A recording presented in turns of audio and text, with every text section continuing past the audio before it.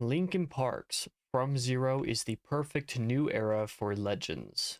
Let me tell you a brief story. I am a very unique Linkin Park fan. I had nearly zero true exposure to them before Chester's death, and so did not start listening to them until after that point.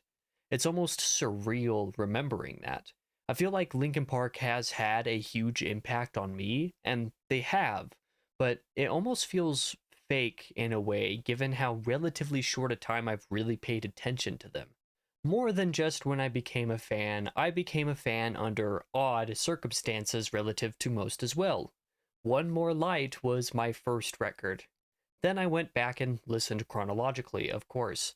Over a few years, my tastes have molded and changed, but to this day, Hybrid Theory, Meteora, and One More Light remain the three records I return to the most, not least because they're the three CDs I own and so play in my car every once in a while. The dynamic I have with Linkin Park and being a fan has been criticized by many friends and acquaintances over the years, but I've always felt very convicted in my feelings. But where my tastes on their legacy work is concerned, I'll have a discography ranking coming next week to explain those more in depth. Anyhow, I feel that my relationship with the band is important enough to the context of how I anticipated I feel about From Zero upon listening to it. It means the way I feel would be and has been molded by the fact that I am not a storied, multi decade long fan of the band. As such, my thoughts are likely to vary quite wildly from yours. All I ask is for an open mind as I review From Zero. But first, let's address the elephants in the room. The comeback of the century has come with many a detractor, which is neither a surprise nor, in my opinion, a problem. It is understandable why there are people excited for a new era of Linkin Park, as I am one of those people, and it is just as understandable why people super rightfully attached to Chester's legacy don't want to see that tarnished, regardless of what any one of us might consider tarnished to mean in this scenario. People can try to justify their distaste for their moving on or their acceptance of it by any number of reasons, not least being the support of Chester's widow on one hand and the detraction of Chester's son on the other. The truth is, to me, it doesn't matter. If you don't like it, you don't have to. If you do like it, you don't have to listen to the others either. You're free to be interested in what you're interested in without having to explain yourself, and that goes for everyone on either side of the argument. If you happen to not really care one way or the other, that works too. But let's get one thing straight. Saying Chester has been replaced is to at least some degree a misnomer. From the very first comeback show, it's clear Mike and the rest of the band didn't want for the new era to overshadow or write over the legacy that Chester helped to create. Anybody assuming as much, I think, is either reading the situation wrong or willfully and purposely misconstruing what's really going on. I don't want to ascribe malice to what could just be a misunderstanding, but it is genuinely surprising to me how much pushback the band receives in every single social media comment section. Chester's spirit still lives on in these songs, and I think Mike and Emily and the band at large know that. They welcome that. They want that. They just wanted to write new music again, and that's what they did. Mike has even spoken about how the band themselves wondered whether they should do it under a new project or under Linkin Park, as fans have, and the arguments for both sides of that discussion are honestly valid. I just happen to think they're justified in creating new music under this name. Yes, Chester was a large part of Linkin Park's success. Yes, a lot of their legacy comes through his performances, but Linkin Park was never just Chester either. Mike has been more or less the helm of the songwriting processes on most of their albums. No matter how legendary a vocalist, it should not be controversial for a band to continue if that vocalist leaves or passes away. Countless other artists have done it to varying degrees of success, including Stone Temple Pilots, which Chester himself helmed for a time. It's fine for people to not be on board with that. It's fine for others to be totally on board, even to the point of not liking the original, even if that particular scenario in the case of Linkin Park seems highly improbable and probably blasphemous to the majority of fans. My point is, Chester was a huge part of Linkin Park, and in a way, he still is. That has not changed, and it won't. I just don't think it's right to condemn the rest of the guys to never being able to do what they love, at least definitely not to the same degree, just because one of their friends died. I think that's unfair. Besides, if they did do this under a different band name, people would criticize them for being a Linkin Park clone or something else silly anyway, even though 4 of the 6 members are the same. Which is most of why I was willing to give this new era a chance to begin with. Part 2 on Emily's past. I genuinely don't give a fuck. Like, I can understand why some might, but I don't. Part 3. Emily, I think, is a very good addition for the new soundscape of Linkin Park. She definitely fits the vibes for me, while also not trying to be a clone of what came before. Between the first few singles showing off a great vocal range, her live performances, which I've watched nearly all of since the rejoining of the band, are all good, and I generally just like her voice. I also think that returning with a female, regardless of whether that was purposeful or not, was one of the smartest things Linkin Park could do, since while some are trying to compare her inherently to Chester for obvious reasons, no other man could join and ever have a chance at making their own footprint. I think Emily has been able to make her mark already, and I enjoy what that entails. This is in no way to say that any of you watching have to agree with me, because you don't, but I and my friends have been having a blast ever since September 5th, and that's all we could ask for. Yet, Emily's not the only new member. Colin as a drummer is super fun to watch in the live show videos, and his energy with the band seems to be exactly on point, so I'm totally down for him. As a drummer, I think he is a super solid addition to the band in the wake of Rob leaving and understandably going his separate ways. While the drums for Linkin Park have never been the most standout fixture in their sound, I appreciate what Colin adds both live and on the album. And to those of you still saying that Brad left too, shut up. No, he didn't. He just doesn't want to tour, which is, by God, his right. He was still involved musically on the new album and music videos and the like, and so very much still a member. If he doesn't want to tour, that's fair enough. Let the rest go at it.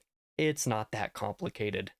All in all, I think the current Linkin Park lineup, both live and in studio if you want to picture them as notably different, is great, and both has and lives up to a lot of potential. I can't wait to see what these guys come up with in the future, and the world tour next year looks insane too. I might even make it to a date there if I can get tickets. It's super plausible, and I am very excited for that. Whether you're into the new era of Linkin Park or not, I'll finally talk about the album itself. It follows the trend of basically every Linkin Park record featuring at least one song I skip more often than not, if not outright dislike, so I'm not here to just blow smoke up the guys' asses, but I was super into the idea of the album and adored the first 2 singles and liked the other 2 singles as well after a few spins. But the full album is something more, something different. First off, the intro from Zero is a little weird to me. I can't tell if it's Spotify being goofy, but it seems like it's incomplete. It cuts off seemingly in the middle of it, as if there's 5 or so seconds that just aren't there. So I can't say I find a way to really appreciate it as an opener for From Zero. But the Emptiness Machine as a proper full-length opening track, and more importantly first single, is the most genius decision these guys have made with the new album and a comeback in general. Making it the first track in their initial comeback show matched that genius. It was the ultimate introduction to Emily in something that felt and sounded familiar without being a ripoff of past material.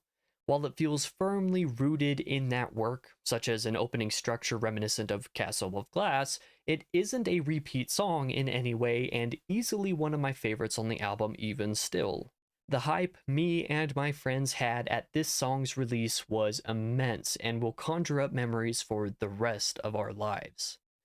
The first full-length non-single on the record, Cut the Bridge, is a little bit weirder song to me. Something about the production is a little inconsistent with the rest of the record, so it definitely sounded off to me at first. But after a few extra spins, the bop that are the verses and unique chorus overwhelm how off it initially seemed. I could see this being a favorite in time. Perhaps not a setlist regular, but one that some will certainly argue deserves it. Then Heavy is the Crown comes after that, the second single and third track of From Zero, a beautiful and perfect callback to Meteora while still being its own thing. Obviously, this track gets the given up comparisons as a result of a more or less equivalently impressive scream in the breakdown, but everything about the song just screams Linkin Park to me, and I absolutely love it.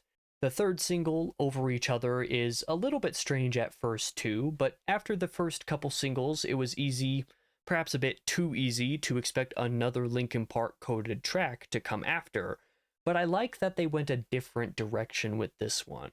Not only is it softer, but it features Emily all alone and has a different emotional poignancy that previous singles didn't, which was much appreciated.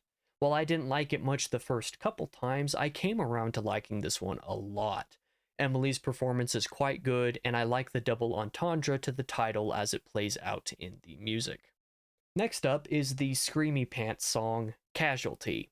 Yet another heavy song, short and sweet and meant to be a little bit more like a common defiance anthem for live sets, but it has merit besides as well.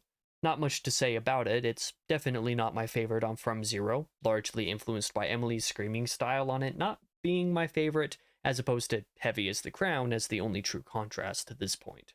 Overflow is easily my least favorite song on the record. I can't even properly explain why, it just bothers me, so this is the I Will Always Skip This Song appearance on the album. Two-Faced is similar to Heavy as the Crown in that it harkens back to the most iconic era of the band. Where the second single calls back to Meteora, however, this fourth single calls back to Hybrid Theory. There's heavy nostalgic vibes here, but just as before, Emily's sound is distinctly her own so as to effectively keep it from feeling like a ripoff, despite some moments of nearly feeling too similar. Overall, it's a very strong song, and it goes hard live. I think the real sleeper hit on the record is Stained. If nothing else, I think it might be my favorite, or at least my favorite of the non-singles. These last few songs are great, and Stained starts the train off splendidly.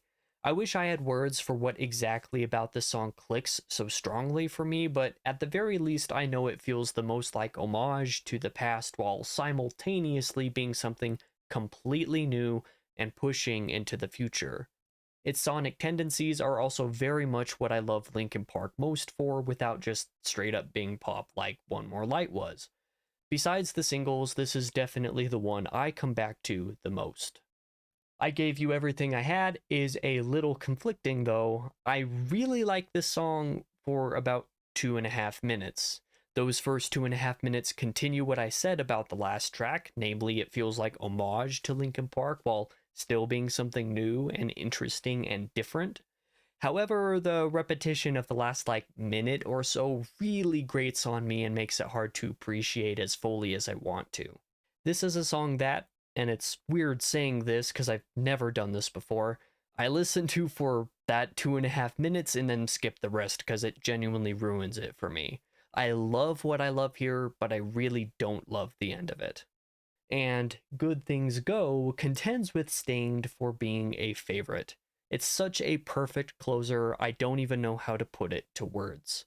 The band really goes for something good here and continues the trend they have of having great closers on nearly every album in general. Whether or not this one makes it on live sets or not, I think it alone makes the album worth listening to. It also almost makes me appreciate the intro track since it circles back into that one perfectly, even though the intro, as I said, does not go into the emptiness machine perfectly at all. So, in a way, it makes it easy to listen to the album again, a small price to pay since From Zero is so short in the first place. In summary, I liked From Zero. I didn't love it quite as much as I dared to hope, given the singles, but this level of hype is impossible to meet in probably every case ever. I definitely do not think this is a bad album, but part of me forgets that I only have 2 Linkin Park records that I can spin all the way through and repeat pretty easy without skips, and that I almost always don't love the complete packages as much as I enjoy a solid handful of tracks. But yeah, From Zero. It's definitely not the death of Linkin Park, rather the birth of a new era. I'm proud and happy for these guys and excited to see what even more of the future holds. Seeing a revival I think nobody really saw coming, but I can safely say I'm happy for it. I gotta give the album a few more spins though, because next week I have that discography ranking coming out. I hope you guys enjoyed this video, and I hope you stick around to check out the next one too. Linkin Park is totally back, and I'm totally here for it.